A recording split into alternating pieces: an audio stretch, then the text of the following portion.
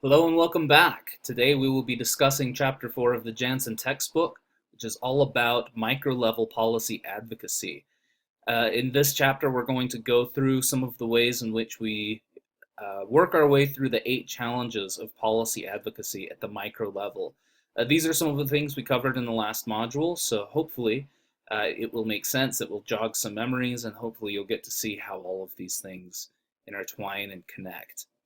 So the first thing that you have to do when undergoing any kind of micro level uh, policy advocacy. Now we have to remember at the micro level, we're working with individuals or families. We're not actually tackling any major policy issues as much as we are making sure that at the micro level, people are actually holding up the policies, that they're actually following through with the policies, and that everyone gets their fair share, their fair shot through those policies as they are written. You'll find that in life there's a lot of people who make up their own policies and don't really worry about taking care of people. They just like, nope, it's our policy not to help people who are annoying, um, just even if they're poor and they would deserve certain benefits. So one of the things that you've really got to do when you first get started is make sure that you understand the context in which you're working. Now, one of the problems with this, of course, is that I am speaking in very general terms. So you have to think about how this fits with the project that you want to do and go through these steps to help you figure out your strategy. So we start off with your context, which would begin in whatever of the 8 policy sectors that you are choosing to work in: child, education, mental health, criminal justice, whatever it is. So, in working with your individuals and your families, look and make sure that you know what policies are in place, what procedures are generally taken. Uh, when we talk procedures, typically we're talking about the hierarchy and the chain of command. So who would you go through? What court rulings have there been that will affect the way that you do your job? And what are the funding uh, elements that come into this? One of the things that you'll find in social work is often you're working in agencies that are low on funds. And that will often be a significant barrier to the kind of work that you want to do. There might not be enough personnel to make sure that a policy is followed through correctly, and there may be also other economic factors that put your work at risk. So before you start, make sure that you're acutely aware of what is the context, what is the organizational and the macro level context that is in place to help your individual client. Obviously, you have to do this so that you know what are the assets that you will be using, what strengths, what benefits are actually slated out for your clients through policy. And then you also know which ones are challenges. What are your liabilities? What are the things that are going to make your work more difficult? So be sure to keep those 2 things in mind as you go through the context. Why it is that you are actually doing this and what are going to be your strengths and weaknesses in moving forward. Okay, the first of the 8 challenges, deciding whether or not to proceed. So the first thing we need to do is look at where our clients fall in determining whether or not they fit in any of the vulnerable populations, if they have high threshold problems or multiple problems, if they don't get good care or only partial care, delayed care, if clients are being overlooked, and trust me, this happens a lot. There are a lot of clients who would qualify for some sort of benefits, but the providers don't necessarily like them, maybe because they have a personality disorder or they have some other mental illness that hasn't been diagnosed, and we just think they're trying to milk the system. They still deserve the benefits in which they're entitled, but we sometimes try to purposefully overlook those clients. Clients might be stuck in a revolving door where they're going in and out of services all of the time. They may be enmeshed in destructive relationships, so they might be victims of domestic violence or abuse. Um, It might be in physical jeopardy. So these are all of the things that you might look at when you would decide whether or not you're going to proceed. Do they have any of these issues, or do they have multiple of these issues? If so, make sure you've identified those, because that will help you in deciding what's the strength of your case. Next, decide where to focus. So this is where you look at your context and how you navigate the context. Identify relevant policies, regulations, and organizational factors. What kind of services does the agency or the organization that you're working with actually offer? What is in their capacity to offer? Are there external agencies that can be used to help address unsolved problems? The idea here is that you need to figure out what's most realistic for you to take on in terms of your client's problems, and how the organization and the policies that support those organizations are going to be best able to help your client. And be strategic about it. Make sure that you not only know what organizations offer what, but how do they offer it, who are the key staff, what resources are available within your organization and outside of your organization. Challenge 3 is obtain recognition that the client has an important unresolved problem. Client comes in, needs help, and isn't getting it, and you've got to make sure that you can raise the alarm. Make sure that you can reach out to other professionals in an effort to have them help address the client's unresolved problems. So locate people who have authority, go up the chain of command if you have to, appeal to fellow professionals at the service delivery level, convince the colleague to place an issue high on her agenda, assemble a team to work together collaboratively to help a client, and advocacy punting, which is using shortcuts to help gain the help of a colleague who has greater expertise or may have the trust of a particular client.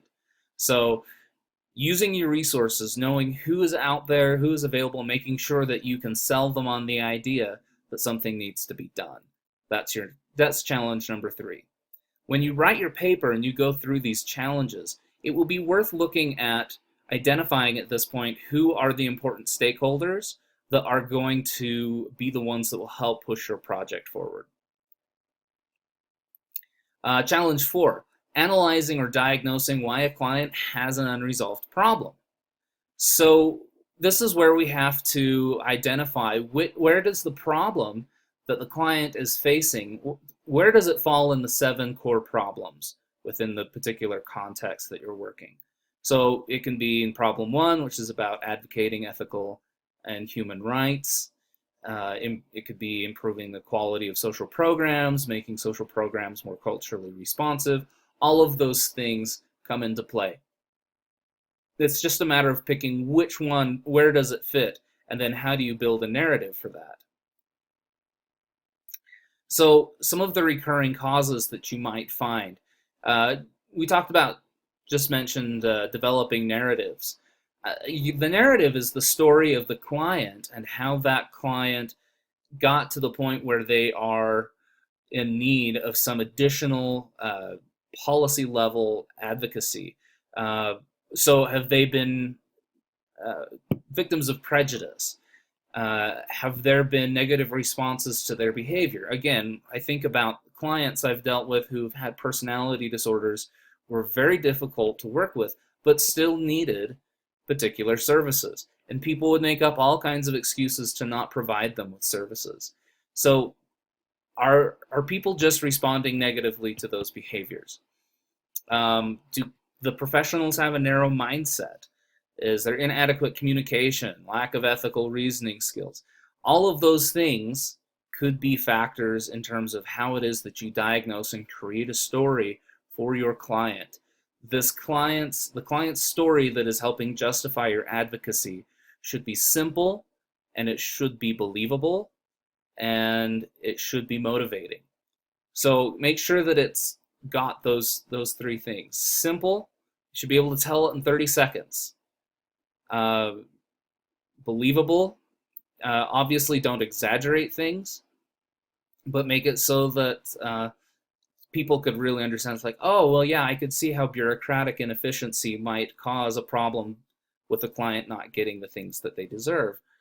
And make sure that it's motivating. If you've got an emotional hook, be sure to use it. Challenge 5, develop strategies to address a client's unresolved problem. So decide who will provide advocacy services at the outset. So who is it that's going to be doing what? Next, you set up your goals. It's nice to have an overarching goal and then some sub-goals and a time frame. One of the ways that you can do this is a PERT chart. I would recommend that you look this up.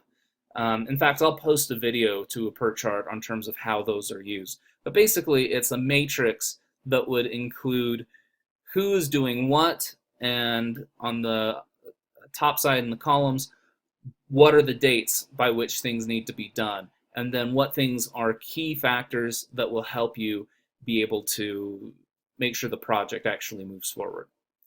Identifying assets and liabilities, external and internal. So what do you have going on for you within your agency, within yourself as a person?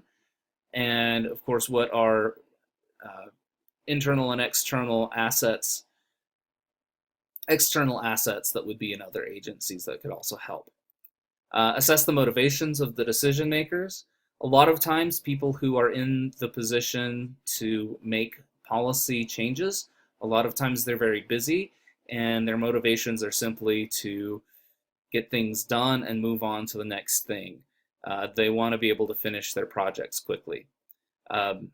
Make sure that there's been communication about who's responsible for what, and develop a sequence of actions. Who will do what by when and what must be done first. Step 7, use specific actions. So be sure that you look at some of these tools that are out there that you can use to help your clients. So using technology. In the book, it mentions technology is something that sometimes people have an over-reliance on, especially the use of medications to treat individuals instead of waiting it out with them through therapy. But sometimes that kind of technology is vital. How are you going to empower consumers? If that's going to be one of your options, can you arrange case and family conferences? Can you locate external advocates? Are there referrals you can make? Can you find additional resources for clients? Are there intermediaries you can use? Make sure that you're honoring your clients' wishes, cite regulations, protocols, and ethical guidelines, and of course that you're steering your clients in a direction that they want to go. Finally, challenges 6, 7, and 8, implementing and assessing micro-policy strategy. So essentially what you need to do is assess the problem, develop alternative strategies, and practice the skills that we've mentioned before to persuade others and use assertiveness.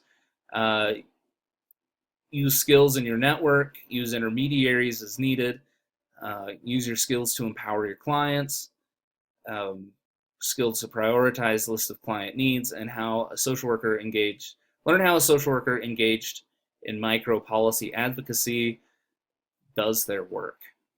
Essentially, go out and advocate for them. Make sure that it happens. A lot of you have your own sets of skills and strengths that you have, and some of you may find it difficult to walk outside of those skills and strengths. I would encourage you to try out new things.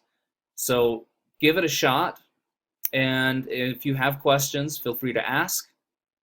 Please don't forget to respond to the questions that are posted below. Thanks.